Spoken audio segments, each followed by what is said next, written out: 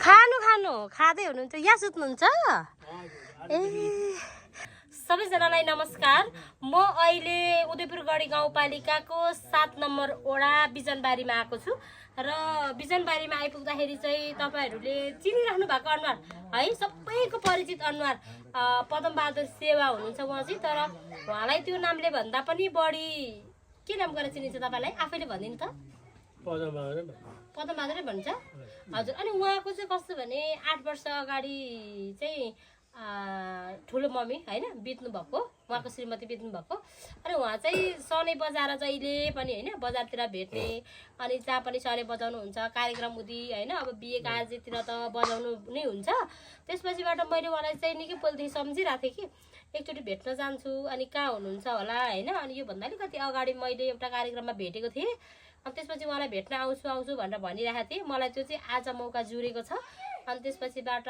उहाँलाई चाहिँ अब हैन भेटघाट भयो खुसी लाग्यो घरमै हुनुहुँदो रहेछ हैन आज चाहिँ उहाँ नजानु भएको रहेछ अब बजारदेखि पनि तब बजार निस्किँदा उहाँले जहिले पनि एउटा उहाँको सनै छ त्यो सनै लिएर उहाँ हजुर बाँसुरी पनि छ अहिले हामीलाई बजारमा नि सुनाउनु हुन्छ हैन अनि मैले चाहिँ उहाँलाई एकदम 80 वर्ष पुग्नु भयो 80 वर्षको उमेरमा पनि उहाँले आफ्नो चाहिँ संस्कार संस्कृतिलाई चाहिँ उहाँले जोगाइराख्नु भएको छ हैन उहाँले एउटै सनै लिएर पनि उहाँले सबै ठाउँतिर पुग्नुहुन्छ अनि त्यसपछि साह्रै रमाइलो मान्छे अनि उहाँको चाहिँ थेको के छ सबैलाई भान्जी हजुर भान्जा हजुर भन्नुहुन्छ हैन अनि भान्जी हजुर र भान्जा हजुर चाहिँ उहाँले सधैँ पनि भन्नुहुन्छ अनि त्यसपछिबाट उहाँलाई चाहिँ मैले ढाका टोपी ल्याइदिएको छु हैन अनि ढाका टोपी चाहिँ मैले यो पालपाली ढाका टोपी भन्दो रहेछ मैले मामालाई सम्झेर ल्याइदिएको छु अब म चाहिँ मामा भन्छु उहाँलाई तर मेरो बुवा भन्दा धेरै जेठो पनि हुनुहुँदो रहेछ उहाँ चाहिँ अनि मैले यो उहाँलाई लगाइदिन्छु त्यो टोपी देख्नु त ठिक चाहिँ हुन्छ हुँदैन है अब मलाई त थाहा छैन ठीक न हजुर कम्पनीको कम्पनीले ठ्याक्कै नापेर बनाउँछ हो हिरै हुनु भयो उहाँलाई ल्याइदिएँ अनि मैले मलाई एउटा